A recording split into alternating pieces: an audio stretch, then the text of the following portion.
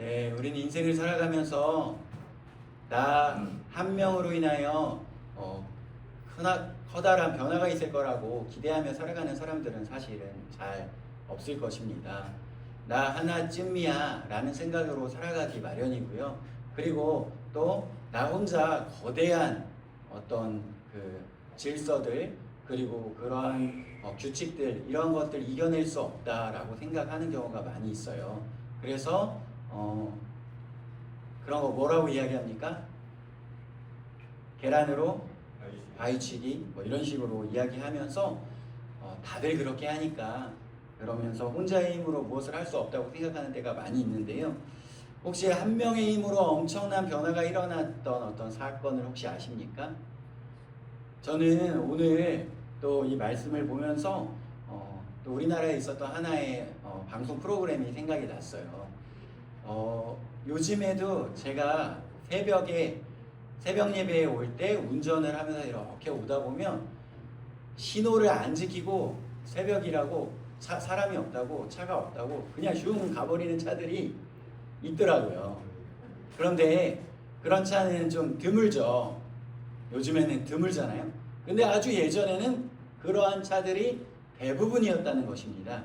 하지만 우리 사회에서 그러한 것들이 결정적으로 변하게 되는 그런 계기가 있었는데 혹시 어떤 것인지 생각나시나요? 기억이 나십니까? 네, 1996년도에 MBC에서 있었던 그 양심냉장고라는 프로그램이 있었어요. 그 이경규 그 MC가 진행을 하는 그런 프로그램이었는데요. 그때 당시에 그 우리가 뭐 들어봤었던 그 김영희라고 하는 쌀집 아저씨라고 하는 그 PD가 본인 자체도 평소에 그냥 집에 갈 때 막 새벽에 차를 몰고 그냥 새벽에 뭐 차가 없으니까 누구도 신호 지킬 생각 안 하고 막 지나가니까 본인도 항상 가던 길이었는데 그날따라 신호를 지키고 싶더래요. 그래가지고 신호를 그냥 한번 지키고 갔는데 기분이 너무 좋더라는 것입니다. 그래서 이거 한번 해봐야 되겠다. 이거를 프로그램으로 만들어 봐야 되겠다 생각을 해서 카메라를 들고 나왔다는 것이죠. 새벽에 나와가지고 그 프로그램 이제 카메라를 딱 찍는데 무엇입니까? 그 정지선을 지키고 신호를 지키고 양심을 지킨 사람에게는 선물로 냉장고를 준다. 뭐 이러한 것이었는데요.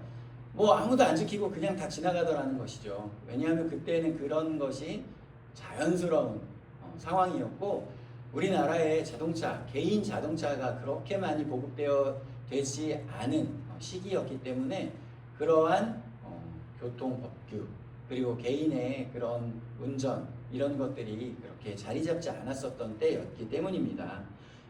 그래서 뭐 밤새도록 촬영을 하다 몇 날 며칠을 촬영을 하고 밤새도록 촬영하다가 새벽 4시 이제 넘어가서 그날도 카메라를 철수하려고 준비하고 있었던 그때에 갑자기 어느 차 한 대가 신호에 딱 멈춰 서더라는 거예요. 너무 깜짝 놀라가지고 이게 어떻게 된 건가 빨리 가보자 해서 카메라 철수 준비하고 있었던 그 사람들이 아주 그냥 불이 나게 뛰어가 봤대요. 뛰어가서 봤더니 지금으로 또 이제 그런 경차 있잖아요. 아주 작은 차, 피콕 그때 당시에 차가 한 대 딱 신호를 지키고 있어서 가봤더니 어떤 장애인 부부가 타고 있었대요. 처음에는 딱 카메라를 비추고 어떻게 이렇게 신호를 지켰습니까? 이야기를 하는데 그분들이 말이 너무 어눌해가지고 혹시 음주운전을 했나? 음주운전을 해가지고 술김에 그냥 쓴 건가? 라고 생각을 했대요. 그만큼 그 신호를 그 새벽 시간에 지킨다는 것은 이례적인 일이었다는 것이죠. 그런데 그분들은 음주운전한 것이 아니라 몸에 좀 불편함을 가지고 있었던 분들이었대요.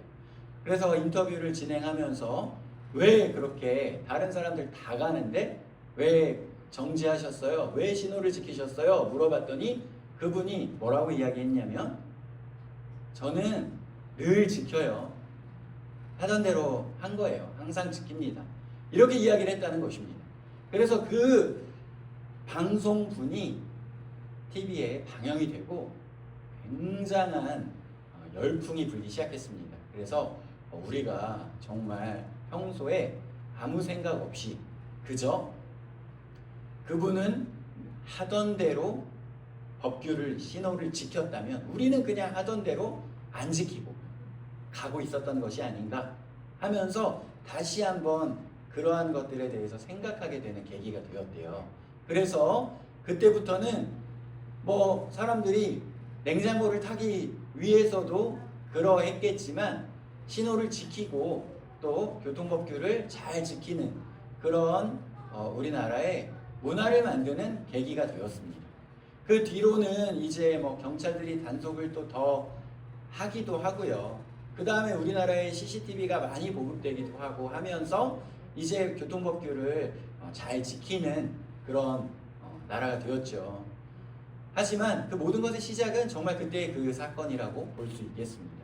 그때 당시에 한 해에 교통사고로 특별히 새벽에 그런 신호 어겨서 또는 음주운전으로 죽게 되는 사람들이 1년에 12,000명 정도 되었었다고 하는데요.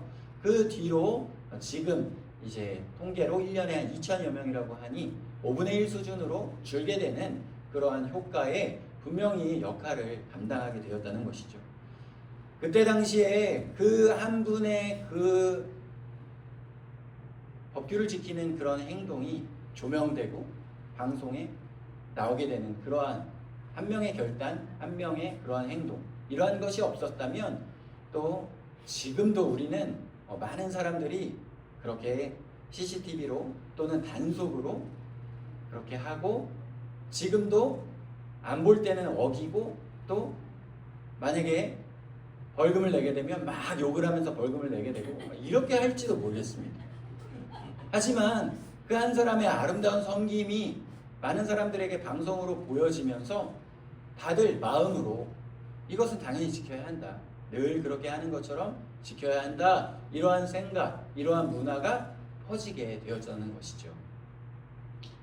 만약에 그러한 것이 없었다면, 그 한 사람의 삶이 우리에게 보여주는 것이 없었다면 우리가 그런 생각을 하겠습니까?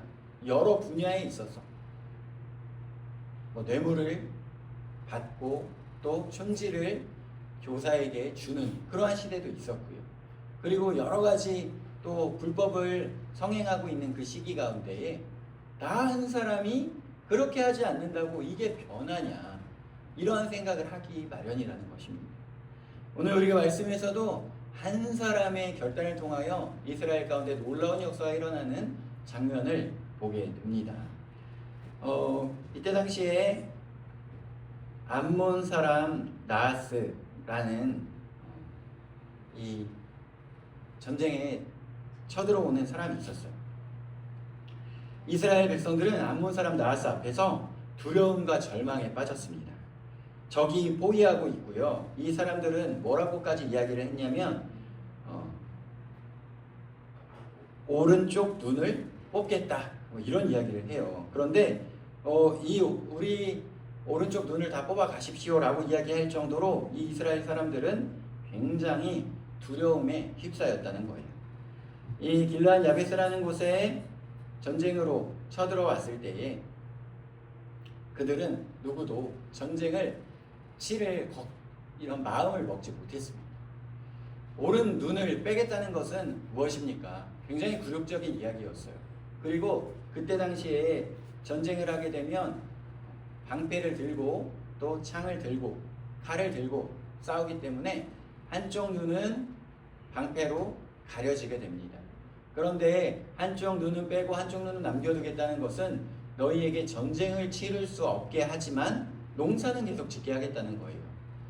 농사를 계속 짓게 하여서 농작물의 그 조공은 계속 받겠다는 것입니다. 한마디로 너희들 우리의 노예로 살아라 라는 이야기예요. 굉장히 굴욕적인 이야기였습니다. 하지만 여기에서 당당하게 싸우겠다, 맞서겠다 이야기를 하지 못하는 거예요. 그러면서 우리에게 일주일만 시간을 달라고 이야기를 합니다. 일주일 후에 우리가 도울 사람을 찾고 그렇게 하지 못한다면 우리의 눈을 빼라 라고 이야기를 합니다. 그때에 이제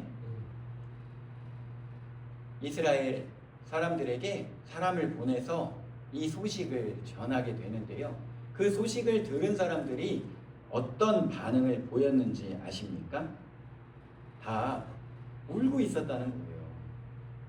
이 소식을 듣고 겁먹고 싸워서 이길 생각은 하지 못하고 다들 울면서 우리의 인생이 크게 망하게 되었다라고 이야기하고 두려움에 떨고 있었다는 것입니다.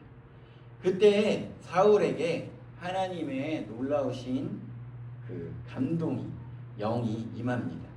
사울은 소를 몰고 있었는데요. 이때 당시에 우리가 사무엘상 10장에 사울이 사무엘에게 기름 부음을 받고 공식적으로 왕으로 등극하는 장면을 보았잖아요.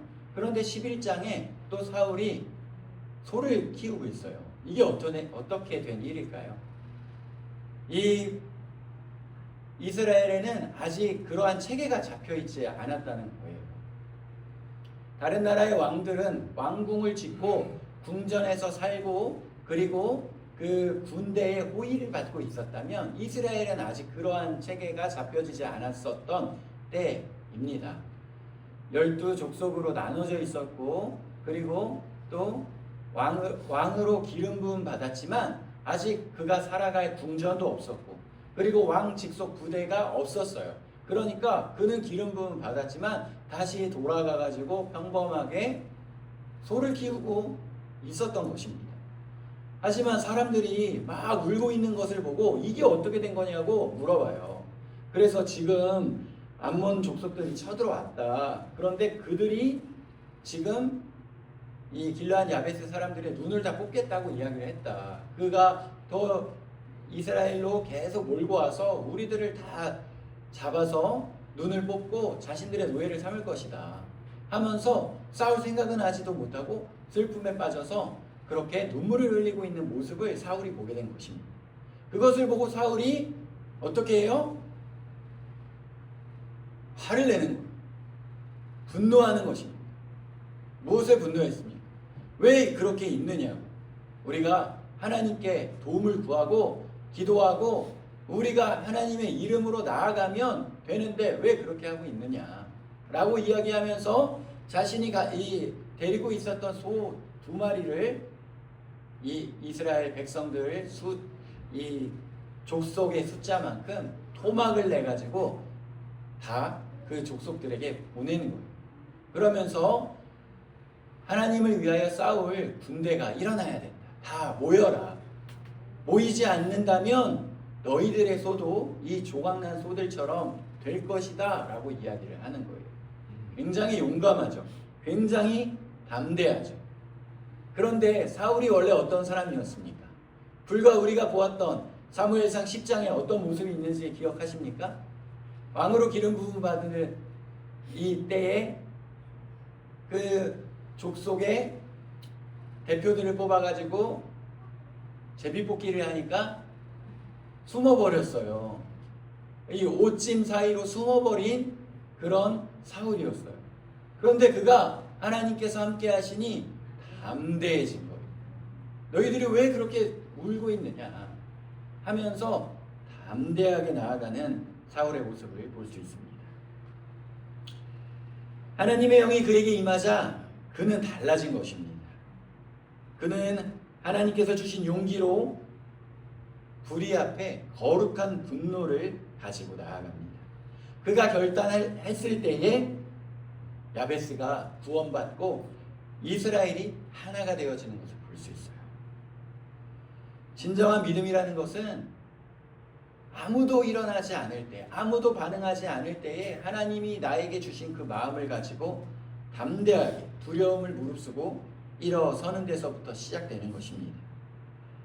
이러한 일들로 인하여 성경에 많은 역사들이 증언되고 있습니다. 이 사울을 통하여 이스라엘 백성들이 이제 군대가 일어나기 시작하였는데 33만 명이 모였고 그들이 마치 한 사람이 나아가는 것처럼 나아갔다고 이야기를 하고 있습니다. 이런 한 사람을 통하여서 변화되어지는 일은 너무나도 성경에 많이 나와요. 그리고 두려워하지 않고 믿음으로 반응하는 이야기들이 너무나도 많이 나옵니다. 우리는 담대해야 할 것입니다. 이 하나님의 역사 앞에 다수보다 소수의 믿음 있는 사람들의 행동이 성경에 너무나도 많이 나오죠. 이 여호수아와 갈렙도 그러했습니다. 소수의 믿음이 다수를 움직이는 것을요. 12명의 정탐꾼 중 10명은 어떠했죠? 이 가나안 땅에 정탐을 가가지고 그곳에 정말 풍족한 땅 그리고 아주 장대한 사람들을 보면서 두려움에 떨었어요. 그러면서 그들에 비해서 우리는 메뚜기와 같다 이렇게 이야기를 한 것입니다. 바로 패배의 보고를 한 거예요. 싸워보기도 전에. 그러나 여호수아와 갈렙은 어떠했습니까? 하나님이 우리와 함께 하신다고 외친 것입니다. 사람들은 오히려 이 여호수아와 갈렙을 돌로 치려 했어요. 하지만 하나님은 그 두 사람만 이 약속의 땅에 들어가게 해주십니다. 믿음은 다수의 의견이 아니라 하나님의 약속을 붙잡는 것입니다.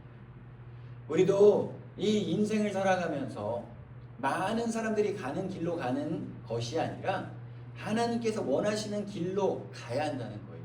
그 길이 좁은 길이라고 할지라도 하나님께서 원하시는 길이라고 생각되어지면 우리는 그 길을 가는 것입니다. 그 길을 소수가 갈지라도 그 길을 나 홀로 갈지라도 하나님께서 원하시는 길이라면 우리가 그 길을 갈 때에 나를 통하여 다수가 변화되어지고 다수가 또한 따라오는 역사를 보게 되어진다는 거예요. 모두가 침묵할 때 진리를 외쳤던 사람들이 많이 있습니다. 마틴 루터가 그러했는데요. 종교개혁자 마틴 루터는 그때 당시에 로마 교황청의 성직자였습니다. 그런데 그때 로마 교황청에 많은 부패와 비리가 있었습니다. 그러다가 그들이 면죄부를 팔기 시작을 했어요. 많은 사람들이 자신의 부모님 그리고 자신의 조상들이 하나님을 알지 못하고 예수 그리스도를 믿지 않고 또 구원을 받지 못하는 것에 대하여 안타까운 마음을 가지고 있을 때에 베드로 성당을 크게 지어야 하는데 돈이 모자르니 그들은 이 면죄부를 팔기 시작했습니다. 이 면죄부라는 것을 돈을 내고 사가게 되면 너희 부모님이 지옥에서 또는 연옥에서 천국으로 옮겨질 거라는 이야기를 하며 그것을 팔게 된 것입니다. 그것을 그렇게 팔게 되어질 때에 많은 사람들이 침묵하거나 동조하였습니다. 그때 마틴 루터가 일어난 거예요. 하나님 나를 도우소서 라고 이야기하면서 그때 당시에 그 강력했었던 로마 교황청의 잘못된 행동들에 대하여 그가 95개조 반박문이라고 하여서 종이에다가 95개 교황청이 잘못되고 있는 내용들, 성경에 위배되는 내용들을 성경에 위배된 교황청의 잘못된 행동들을 쓰기 시작한 거예요. 95개조 반박문을 써서 그 세인트 교회에다가 붙여놓은 것입니다. 그것을 통하여 이제 로마 교황청이 잘못하고 있구나라는 것을 알고 그리고 사람들이 마틴 루터를 따르기 시작했습니다. 그 목소리를 내기 시작한 것이죠. 그렇게 해서 그 종교 개혁이 시작된 거예요. 그래서 로마 교황청의 잘못된 것들을 이제 버리고 오직 말씀, 오직 하나님만 따르겠다고 하면서 나온 사람들, 개혁을 하고 나온 사람들이 지금 개신교라고 하는 우리의 믿음의 또 모임을 이야기하는 것입니다.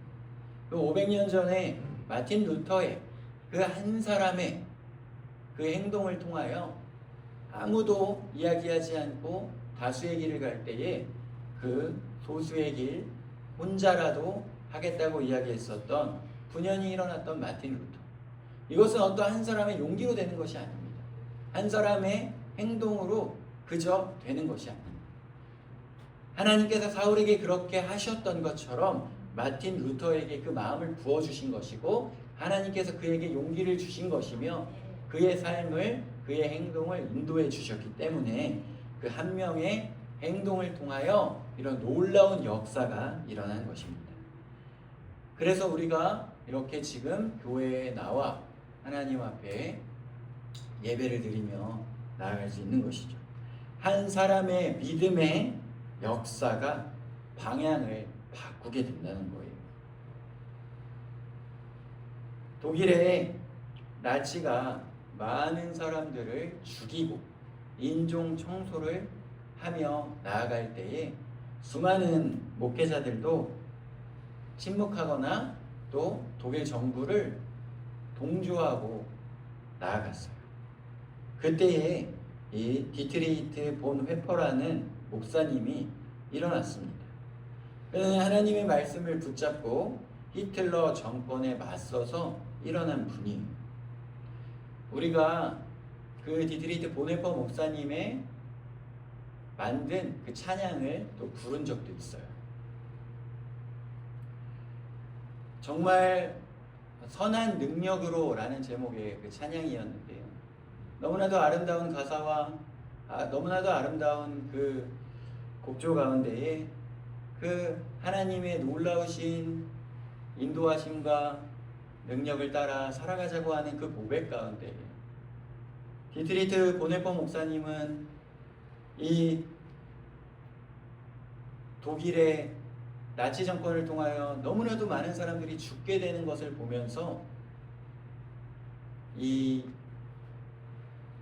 히틀러를 죽여야 된다고 하면서 분연이 일어났어요. 그때 그분의 그러한 행동을 보면서 테러리스트다, 과격분자다라고 이야기하는 사람들이 많이 있었어요.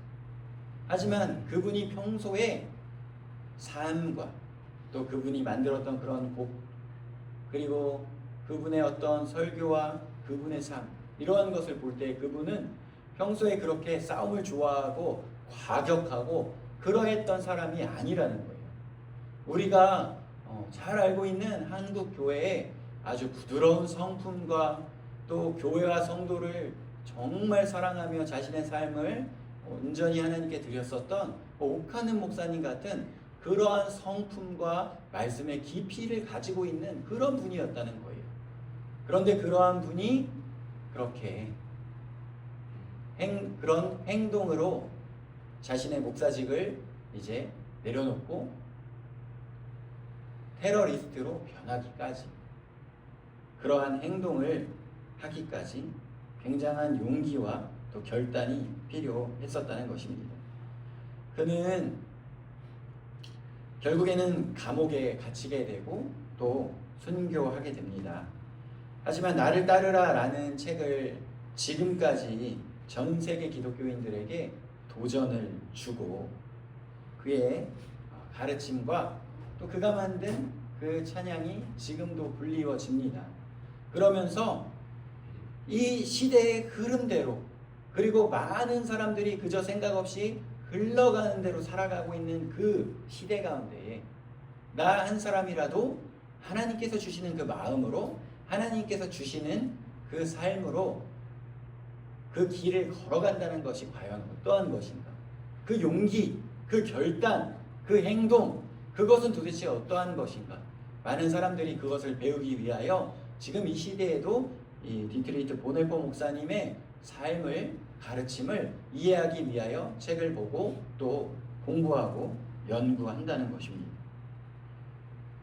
지금 우리가 이 시대를 살아가며 유리한 것 그리고 많은 사람들이 가는 길 그것을 가고 싶어하고 또 계산을 합니다.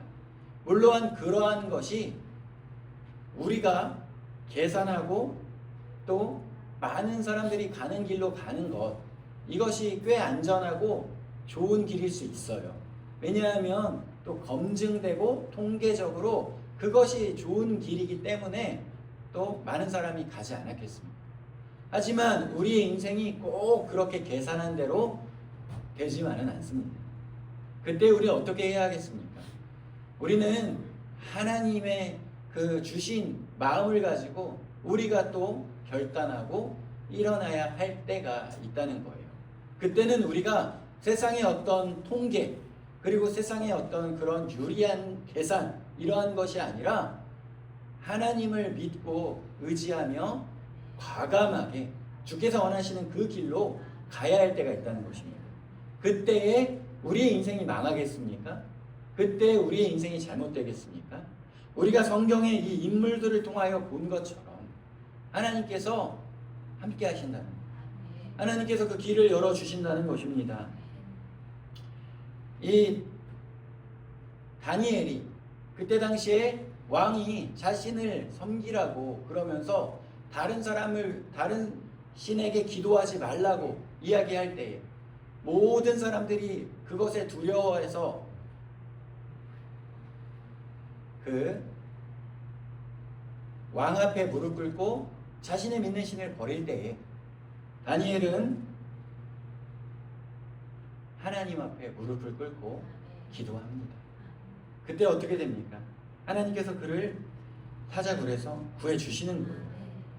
그 속에서도 하나님은 그를 지키십니다. 그리고 그의 믿음이 바벨론을 뒤흔드는 증거가 되는 것입니다. 사울은 그때 당시에 궁전도 없었고 자신의 군대도 없었고 제대로 조직되지 않은 이때에 하나님이 주시는 마음을 가지고 그렇게 소를 도망내서 보내면서 일어나라 해서 갑자기 33만 명이나 군대가 조직되어져서 나온 거예요. 그들이 하나의 마음을 품게 됩니다. 그러면서 마치 한 사람이 나아가는 것처럼 그 군대가 나아갔다는 거예요. 그러면서 어떻게 됩니까? 전쟁에 승리하고 나서 딱 오니까 이 사람들이 뭐라고 이야기해요? 야, 사울을 따르지 않겠다고 했던 사람들 지금 다 잡아 죽이자. 갑자기 충성스러운 사람들이 나와가지고 우리는 사울이 짱이야. 사울이 최고야. 우린 다 사울 따를 거야. 사울이 우리를 전쟁에 승리하게 해줬어. 그때 사울한 왜냐하면 그런 사람이 있지 않았겠습니까? 아니 우리가 지금 제대로 무기도 없고 전쟁도 제대로 치러보진 않았는데 이거 전쟁 제대로 되겠어? 이 사울 저거 전쟁 해보지도 않았는데 우리를 과연 승리로 인도할까? 이거 안 될 것 같은데? 라고 이야기했던 사람들이 있었다는 거예요. 그런데 전쟁에 승리하고 나니까 어떻게 됩니까? 야, 봐, 사울 따랐더니 전쟁에 승리했지. 사울을 따르지 않겠다고 했던 사람들 데리고 나와. 다 죽이자. 사울 입장에서는 그 사람들 죽이면 어떻게 됩니까? 원래 왕들이 자신의 왕권을 강화할 때 자신을 따르지 않았던 사람들을 다 죽이잖아요. 그러면 사울이 내가 먼저 내 입으로 말하기 좀 그랬는데 알아서 없애준다고 하네. 야, 이거 왕권이 강화되겠구나. 그런데 사울은 그렇게 하지 않아요. 오늘은 하나님께서 우리와 함께 하시고 전쟁에서 승리케 하여 주신 날이다. 좋은 날이다. 죽이지 마라. 하면서 오히려 이스라엘 사람들을 하나로 묶는 거예요. 오히려 왕권이 강화되는 것입니다. 군대가 강화되는 거예요. 그러면서 처음에 기름 부음 받고 왕이라고 하지만 다시 돌아가가지고 소 키우던 사울에게 이 전쟁이 굉장한 기회가 되었다는 거예요. 이 전쟁을 통하여 능력을 인정받고 한 번에 사울이 우리를 인도하여 전쟁에 승리하는구나. 정말 우리의 왕이 될 만한 사람이구나 하면서 위기를 극복하게 되는 일이 벌어진다는 것입니다. 만약에 사울이 계산했다면 어떠했겠습니까? 치밀하게 계산했다면 어떠했겠어요? 이 전쟁 불리한데 안 되겠는데. 하지만 사울은 계산한 것이 아니라 하나님께서 주신 마음으로 하나님께서 원하시는 길로 갔다는 거예요. 그렇게 했을 때에 우리의 계산보다 더 큰 하나님의 능력으로 사울의 왕권을 단번에 강화시켜 주시는 장면을 보게 되는 것입니다. 우리 인생도 그러하길 원해요. 우리가 때로는 계산하고 우리가 비둘기같이 순결하고 뱀처럼 지혜로워서 우리가 세상의 이치에 깜깜하고 뒤처져만 가서는 안 되겠지만 결정적인 순간에는 우리가 계산과 또 사람들이 많이 가는 길보다는 하나님께서 원하시는 그 길로 가야 한다는 거예요. 그랬을 때에 하나님께서 사울에게 그렇게 역사하셨던 것처럼 우리 인생의 그 길을 우리의 계산보다 몇 배는 빠른 방향으로 하나님께서 인도해 주신다는 것입니다. 제가 아주 어릴 때부터 이렇게 잘 친하게 지내는 형제가 있는데요. 그 형제가 둘 다 똑똑하여서 둘 다 의사가 되었어요. 이 둘 다 의사가 되어서 이제 군의관으로 3년 복무를 하고 돌아와서 이 형제가 함께 회사를 설립을 했어요. 회사를 설립을 해서 그 회사는 이렇게 어플을 만들어 가지고 한국에 와 있는 외국인들이 그 어플을 통하여 병원을 평소에 자주 갈 수 없으니 자신의 건강 상태를 체크를 해서 이렇게 병원에 갔을 때에 도움을 받을 수 있는 그런 의료 문진 그런 어플을 만든 것입니다. 그 회사를 두 형제가 설립하고 나아가는 과정에 있어서 어릴 때부터 공부 잘해서 둘 다 의사가 되었지만 경영을 하고 회사를 또 꾸리고 직원을 뽑고 관리한다는 것은 사실은 그 쉬운 문제가 아니잖아요. 똑똑하다고 다 되는 것이 아니잖아요.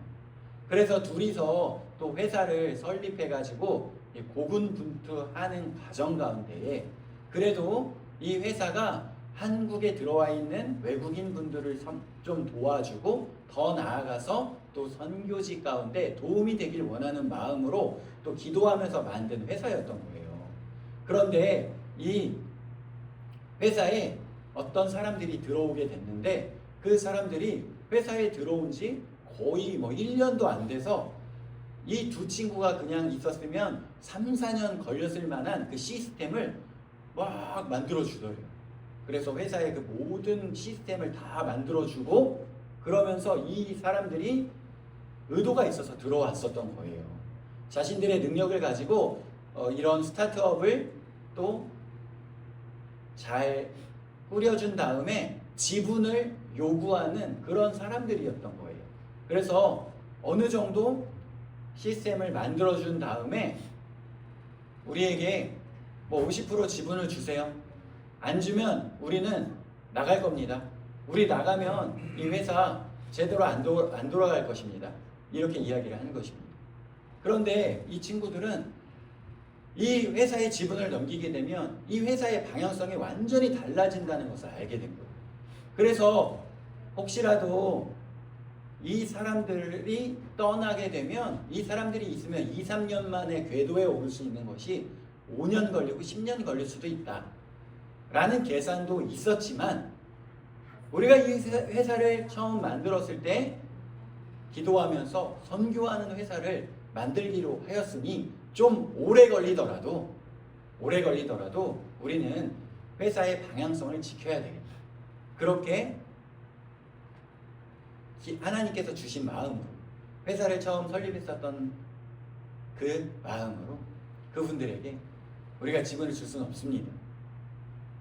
나가시려면 나가셔도 괜찮습니다. 라고 했는데 그분들이 나가고 그런데 그분들이 있으면서 그 세워놓은 시스템이 이 사람들이 나갔을 때에도 작동해가지고 회사가 더 성장해지는 과정을 겪게 된 것입니다. 지분을 주지 않고도 그렇게 된 거예요.